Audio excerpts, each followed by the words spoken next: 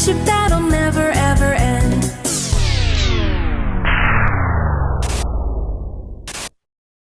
Run!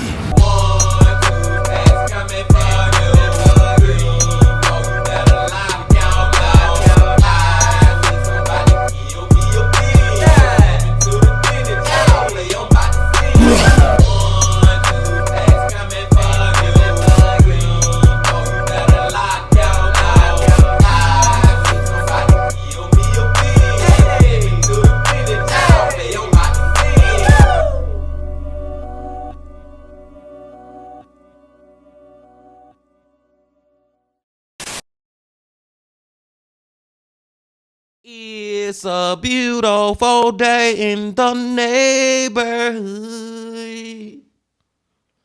Reaction Beanie, yo, 670. Tighten that neighborhood, my brothers and sisters. As we proceed to give you what you need, we about to go back to the man. We about to go back to the MILF. We about to go back to the legend. MrBallen. Back to MrBallen Bean team. Hope y'all doing excelente out there today. And I'm glad that you came on back to the channel once again. To Elf with the Bean. And the title of the video is Out with a Bang. This will surely be my most disturbing video of 2024. That's right, y'all. This is the last MrBallen of the freaking year. And MrBallen said we about to go out with a bang. And I'm ready to do the damn thing. But before we do that, y'all know what y'all got to do. Get whatever you may need. Get what you need, please. We back to the man, the myth, the legend, MrBallen. Y'all got what y'all need. Y'all ready to go? Then let's go. Today, I'm going to share 3 progressively more disturbing stories, and at the end of each of them, I will share the photo that is famously associated with that story. But before we get into those stories, if you're a fan of the strange, dark, and mysterious delivered in story format, then you've come to the right place because that's all we do, and we upload once a week. So, if that's of interest to you, please replace all of the like button's toilet paper with duct tape. Also, please subscribe to our channel and turn on all notifications so you don't miss any of our weekly uploads. Okay, let's get into today's stories.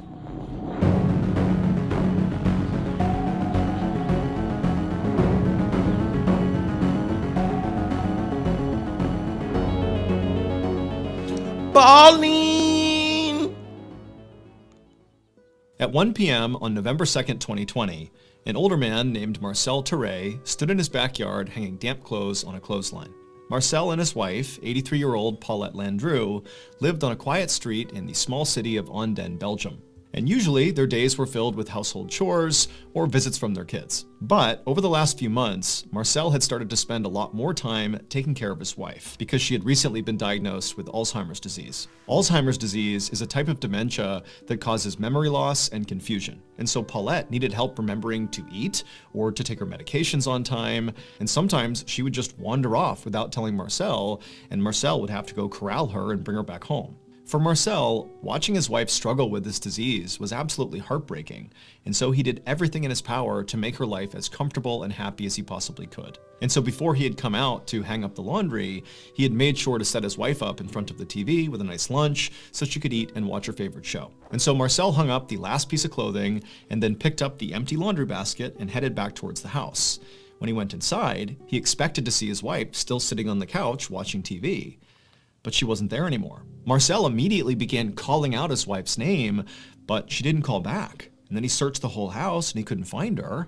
And so starting to panic, he went outside, he searched the outside of the house, she wasn't there. He even knocked on some neighbors' doors, but they hadn't seen her. And so at this point, Marcel was very scared, given the fact that his wife had Alzheimer's and could easily wander off and put herself in a very dangerous situation without even knowing. And so that's like, I know something like that has happened in my life. You know what I'm saying? With somebody that I know who had Alzheimer's. And this when I was a little child, I was like 8, 9, 10 years old. But long story short, story long, I know of an elderly lady who was my mama friend who walked out of her house and walked down the street. And for like an hour, we didn't know what a freak she was, man. She had walked down the street and crossed over to another neighborhood and still was walking. It was freaking crazy, y'all. I remember that. That Alzheimer stuff, man, there's nothing to play with. It's a sad situation to see somebody like just lose their mind like that. It's really sad. Let's go find out what this lady is. Instead of waiting any longer to just hope she showed up again, he picked up the phone and he called the police. Less than an hour later, Marcel stood outside of his house looking at helicopters flying overhead, and he knew at least half a dozen officers were spread out around the neighborhood, knocking on neighbors' doors. There were canine units searching the surrounding area. This huge search, it was all for Paulette. Marcel was glad to see that clearly the police had taken the search very seriously, and so he was confident that they would find his wife and that hopefully she'd be okay. But the hours kept ticking by, and as the sun began to go down, there still was no sign of Paulette. A police officer told Marcel that they would keep on investigating and hopefully find his wife as soon as possible. But over the next few days and weeks, Paulette didn't turn up, nobody had any idea where she was, and before long, weeks turned into months, and then months turned into 2 full years that nobody had seen Paulette. Okay, now this way different than the story I told, though. I said the lady, I can't remember her name, but she was missing for like an hour before we found her. This lady been missing for 2 freaking years? That's crazy. At this point, you'll think she dead.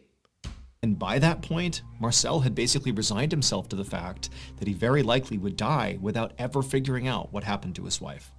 But then, one day in early October of 2022, so 2 years after Paulette went missing, one of Marcel and Paulette's neighbors was at home on their computer looking at a particular website. And as they were scrolling through this website, they happened upon an image that as soon as they saw it, they froze. Because this neighbor was very well aware of the fact that Paulette had gone missing and nobody had found her. But now they're seeing this image on this website that basically gives away what happened to her. And so totally shocked that they had even found this image, the neighbor screenshotted it and brought it to the police. So it would turn out that neighbor was looking at Google Street View, which is a feature of Google Maps that basically allows you to see 360-degree views of basically anywhere on the planet. To create these images, Google literally sends out these special vehicles all over the world that have cameras that sit on top of the cars. And these cars drive down basically all the streets all over the place, constantly taking pictures all around them. And it just so happened on the exact day that Paulette went missing in 2020, there happened to be a Google car driving down the road that captured a picture of her. And so as you can see in the picture of her, you see Paulette on the left side of the image walking across the street away from her home, which is on the right side. And on the right side, you can actually see Marcel in the backyard hanging up laundry on the clothesline. And so the police, after getting this image, they basically followed the projected route Paulette was on, which is basically beelining straight across the road. And they found that across the street was this steep hill that led down to this thick bramble bush. And inside of that bramble bush was Paulette, and she was deceased. And so very likely, Paulette, in her confused state, walked straight across the street, as we see in the image, and then fell down that hill and got trapped at the bottom inside of that bramble bush and couldn't move. And so when that huge search for her was going on, very likely she was just trapped down there, but didn't understand what was going on, couldn't necessarily yell up to communicate with anybody. And so she stayed down there and died. And unfortunately, it would take 2 more full years and a random image on Google Street View before Marcel could finally get the closure he needed. Man. And the most effed up part about that is how close to home she was that whole time being seen. She literally was just across the street and down the hill. And it's sad that they sent out that huge search party for her and they couldn't find her, and she was right freaking there, man. And I know that husband just thinking about that, you know what I'm saying, more than anything. Like, wow, I've been living in this house without my wife for the past 2 years, and she literally was just a couple of steps away from me, out there dying. That was a horrible death too, for her to be stuck like that. Sad, man. But at least at the end of the day, he did get closure. At the end of the day, it's crazy that Google Street View car was riding down the street at that exact time, and seeing him hanging the clothes up and her walking across the street. In hindsight, it's just terrible. But we did get closure. Let's go. Thank you to BetterHelp. MrBallen with his commercial, y'all. But yeah, that one right there, like I said, man, sometimes it is it's like, you know, the ending is gonna be bad to some of these, but you do feel better when you get the closure. And I'm not even just talking about us watching the video. I'm talking about him. You know what I'm saying? The husband in real life. She was more than likely deceased, but it was better to find out what actually happened to her. And now you can actually lay her body to rest. Let's go to number 2.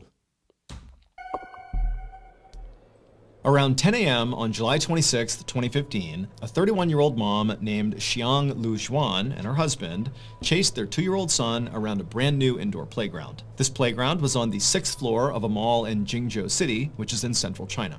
And so Xiang and her husband had come to this mall today just so their son could basically enjoy this playground. And currently he was running around in circles and laughing hysterically. He thought it was great. Xiang caught up to her son and scooped him up and then placed him at the top of a slide. And he happily slid down to the bottom, and when he reached the bottom, Xiang was waiting for him, and the son, he just stopped and looked past her and pointed and started saying, "Ride, ride." And so Xiang, she turned around and she saw right behind them were these 2 escalators, one going up and one going down. And so Xiang realized her son clearly thought these escalators were maybe a part of this playground. And so he wanted to go use them. They were a fun attraction. And so Xiang smiled and took her son's hand and then told her husband they're going to go ride the ride, the escalators. And then they began walking over. Once Xiang and her son actually reached the escalator, suddenly her son was not as keen to hop on board. He was nervous. But Xiang, who had ridden escalators many times before, told her son it's totally safe, and she kind of coaxed him to do it, and eventually he stepped on right alongside her, holding her hand, and about halfway up the escalator, when she was confident her son would be okay, Xiang turned around and looked up towards the top of the escalator, the 7th floor where they were going. And she saw 3 mall employees at the top of the escalator on the 7th floor where they were going. And they were clearly looking at Xiang with a very serious look on their faces, and they were gesturing at something towards the top of the escalator. It seemed like they could be warning her about something or simply pointing something out. She wasn't really sure. And so she looked up at them like, what's going on here? But the 3 mall employees just didn't do a good job communicating whatever was going on or whatever issue they were dealing with. And so as a result, Xiang and her son just continued riding up the escalator, and as they got closer and closer, these mall employees continued to gesture at something happening on the 7th floor just beyond the escalator, and Xiang still totally confused. And then finally, when Xiang and her son reached the top and stepped off, Xiang suddenly understood what these employees were referencing. But by now, it was too late. I have no idea what MrBallen is going with this story, y'all. What the freak is up here, man? Later, Xiang's husband, who was still down below on the 6th floor at the playground, he heard the sound of his wife and son screaming over near the escalator. And so instinctively, he bolted over to the escalator. He didn't see his wife, didn't see his son, and he began going up the escalator when someone at the top screamed at him to stop and get off the escalator. And so he did, and right then, a mall employee came running down the other side carrying his son, and this person handed the son over to Xiang's husband.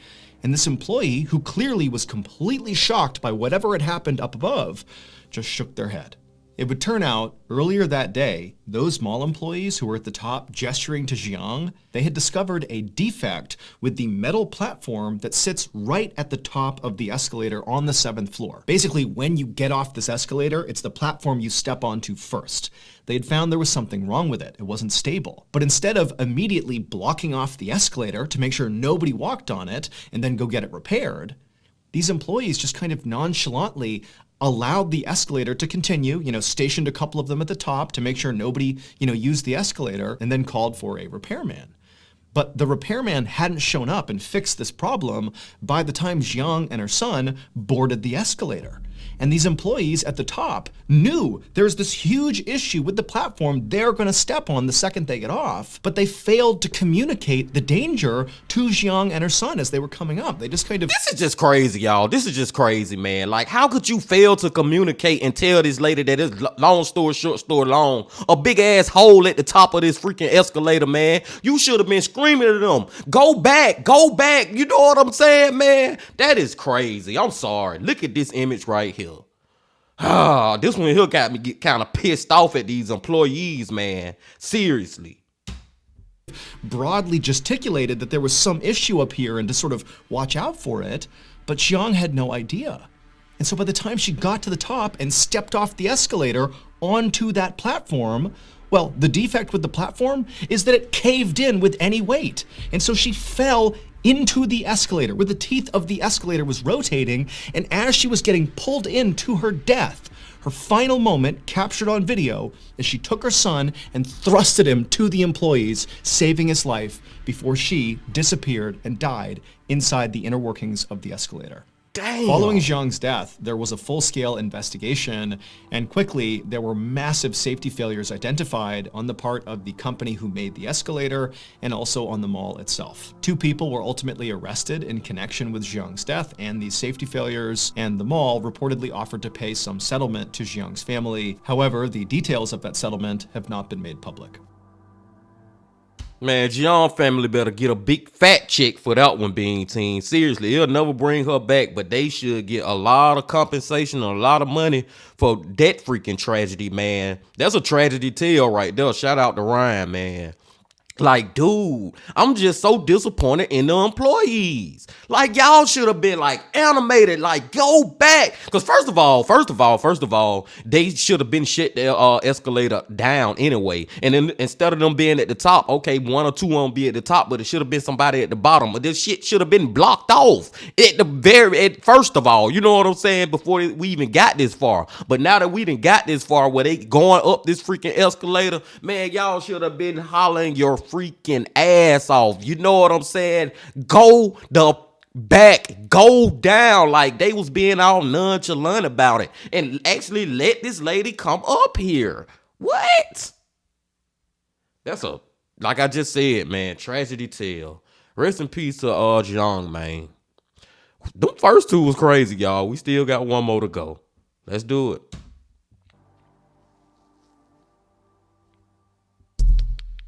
The Helping Hand.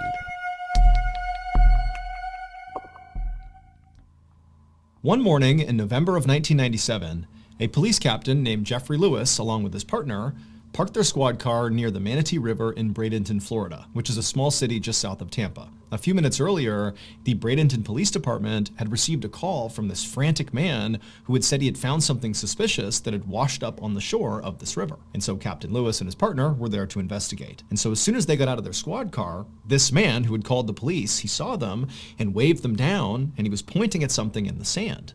And so Captain Lewis and his partner, they walked over, and before they even talked to this guy, they just looked down at what he was pointing at, and right away they could see why he called the police. Because there, sitting on the sand, was a severed human hand. Oh. And so the instant Captain Lewis saw this, his first thought was actually just alligators, because there were alligators that swam in the Manatee River, and people were told about them, and were told, not to go swimming here, but people still did. And so his thought was, well, maybe one of the alligators got a swimmer. However, when Captain Lewis looked at the hand more closely, he could tell right away that that probably did not happen, because where the hand had been cut off from the body, the cut was almost surgical. It was very, very neat, whereas if an alligator had ripped the hand off, it would be rough. But this almost looked like a surgeon had carefully removed the hand. And so what this signaled to Captain Lewis is this hand very likely represented a murder victim. Somebody who killed this person, cut their body up, and one of their body parts is now washed ashore. And so Captain Lewis turned to his partner and told him to call for backup. And within an hour, police officers were scouring the Manatee River looking for the body that belonged to this hand. Meanwhile, the captain bagged this hand as evidence and brought it to the county sheriff's crime lab, hoping that forensic experts could potentially figure out who the victim was using fingerprints. However, when he actually handed over the hand to these forensic technicians, they told Captain Lewis that it was very likely going to be impossible to try to pull prints from this hand because the hand was very badly decomposed and water damaged. But they told Captain Lewis that despite this being a total long shot, they would still give it a try. And so really all Captain Lewis had was this hand, and so he just kind of waited for information from the crime lab about the fingerprints. And before long, the waiting went from days to weeks to months, with no fingerprints. And so with no fingerprints and no other breakthroughs in this case, Captain Lewis moved on to other cases. That is until June of 1998, when Captain Lewis was sitting in his office doing some work, when he suddenly got a call from the crime lab about the hand. An employee told Captain Lewis they had finally made a breakthrough. When they couldn't get the prints off this hand at first, they had moved to this very complicated technique where basically they would peel individual layers of skin off the hand and sort of piece together all the information to get a print. And amazingly, this technique worked. And so not only did they now have this print, but they had also already run this print through the Florida State database, and they had gotten a match. The hand belonged to a man named Willie Suttle. As soon as he hung up, Captain Lewis opened up a new tab on his computer and began researching Willie Suttle to figure out who this person was. And he quickly found through public employment records that Willie had been a retired garbage collector, and then also Captain Lewis looked at police records and discovered that Willie had a minor criminal history. But what really stood out in his research about Willie was that Willie had never been reported missing. That's exactly what I was wondering, y'all. Like, why didn't nobody ever report this man missing? Did he have a family? Did he have friends? Was he living on the beach? You know what I'm saying? Was he homeless or something? I don't know. But let's find out. Willie had instead been reported dead. Right there in the public records that Captain Lewis was looking at, he found Willie's death certificate. And this document said... Hold on. We got to run that back, Bean Team. Say what, MrBallen? Never been reported missing. Willie had instead been reported dead. Right there in the public records that Captain Lewis was looking at, he found Willie's death certificate. And this document said Willie had died of natural causes 5 months prior to his hand washing up on shore. And also it said Willie had been buried in a local cemetery, and no police had ever been involved in his death because no crime had been committed. And so Captain Lewis was baffled. None of this made any sense. If Willie had died of natural causes and been buried over a year ago, then how did his hand, his severed hand, wind up on the shore of the Manatee River? The next day, which was Friday, June 26th, Captain Lewis, along with a few other police officers, went to the cemetery where Willie had been buried, and they exhumed his casket. And when they opened it up, they actually expected it to be empty, considering his hand was already missing, so probably his whole body was gone. But no, when they opened it up, there was Willie, missing his left hand. But that wasn't all. At the bottom of Willie's casket were all of his internal organs, just sitting there in a rotting pile. And so Captain Lewis is staring at this, having no idea what to make of it. But the first thought he had was, okay, maybe somebody tried to rob Willie's casket. But he's thinking, if they did that, why did they cut out his organs and stash them at the bottom of the casket? And also, why did they remove his left hand and chuck it in the river? Like, that doesn't make any sense. It felt like every clue Captain Lewis found was only making this case harder to solve. But he hoped when he sent off Willie's body to the county medical examiner that they would be able to provide him with some more answers as to what happened here. Later that this case right here is just confusing as if nothing makes sense. From the fact that this man, okay, he was actually buried, but somebody unburied him to cut one of his hands off and throw it in the freaking ocean. And also they decided to take all his organs out, and it ain't like they was stealing the organs to sell them on the black market or whatever. They just took his heart and his lungs or his liver or his whatever out and just left it in a pile in the grave under the casket. Like, I don't know what to make of this ish. Afternoon, the county medical examiner would perform an autopsy on Willie's body. And the first thing he noticed when he began was that despite the fact that Willie's organs clearly had been removed, that Willie's abdomen did not appear sunken in. It appeared full. So the medical examiner started the autopsy by cutting open Willie's abdomen to see what was in there. And when he saw what was inside of Willie, he just froze, having no idea how to react to what he was looking at. He had never seen anything like this in his entire career, not even close. And so the medical examiner just grabbed a camera, took some pictures of Willie's midsection, and sent those pictures to Captain Lewis. The next day, Captain Lewis sat inside of an interview room in the police station across from a 45-year-old woman named Paula Green Albritton. Paula owned and operated a funeral home along with the help of her son, and she had been the one responsible for Willie Suttle's burial. And so Captain Lewis asked Paula about Willie's burial, and she would tell him that Willie had actually died in poverty, without any family members to help cover his burial expenses. However, when Paula had found out about this, she said she had agreed to do the burial anyways, for no cost, as sort of a community service. However, when Captain Lewis poked and prodded and tried to ask for more information about exactly what that meant, Paula would eventually concede that there actually was slightly more to her rationale behind wanting to do Willie's burial.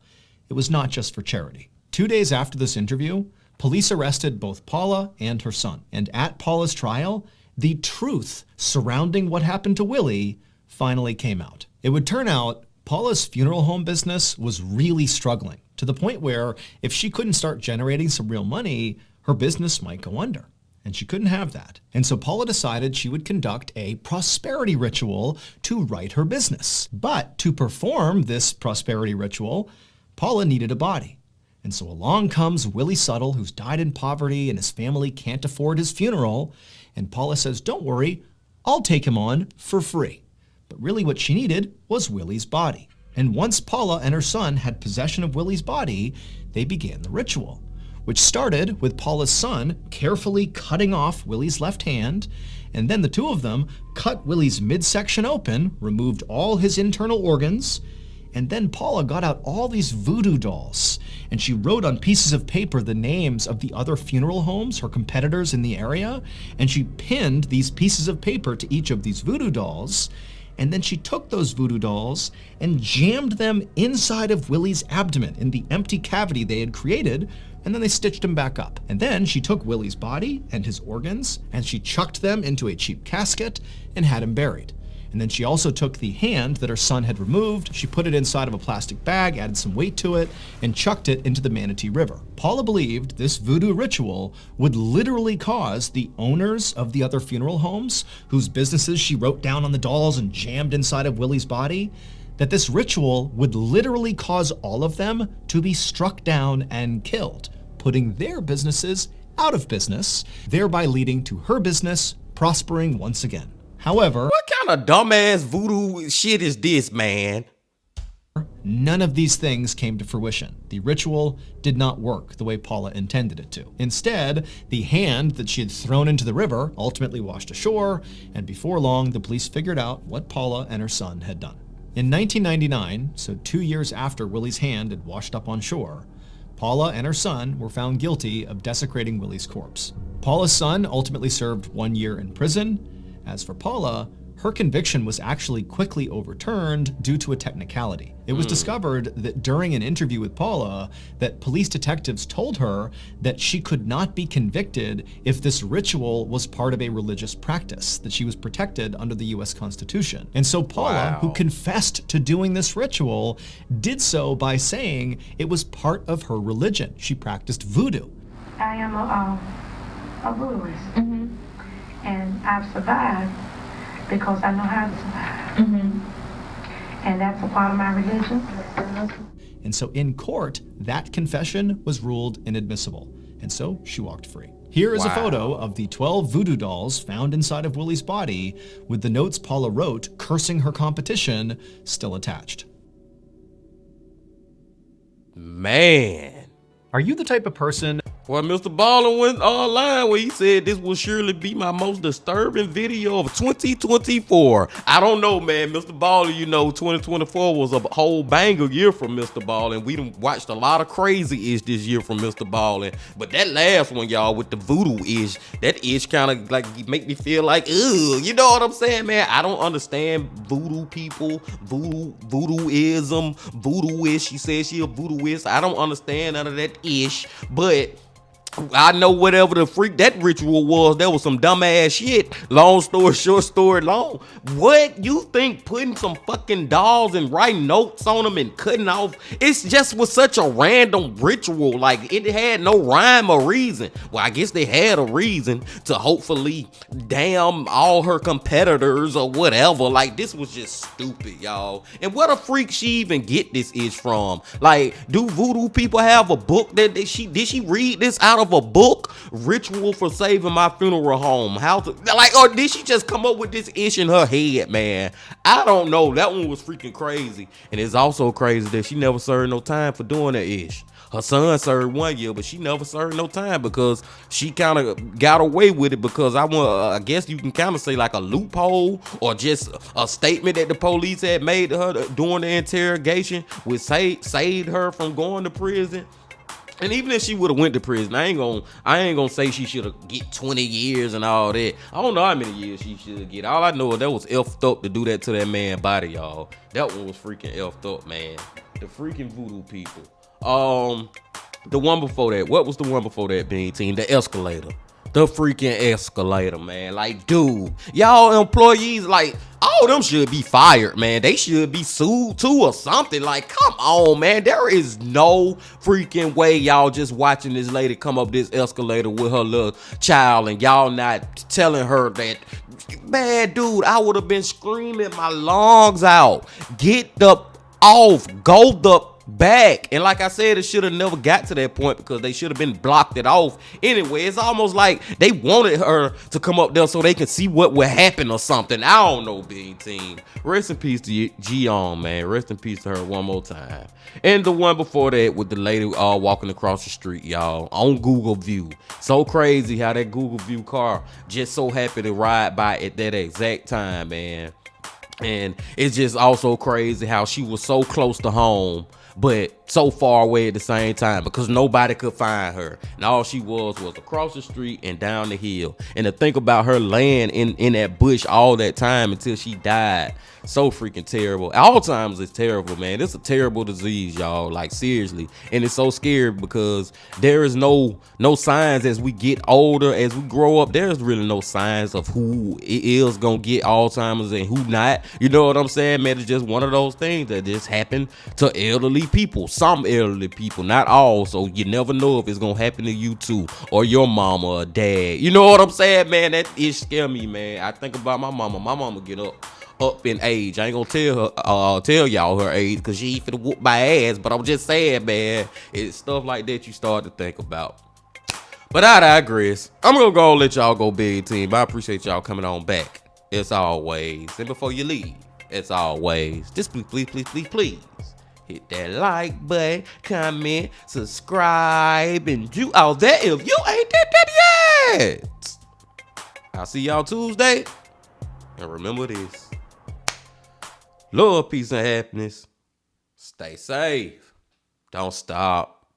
Keep going. Yeah.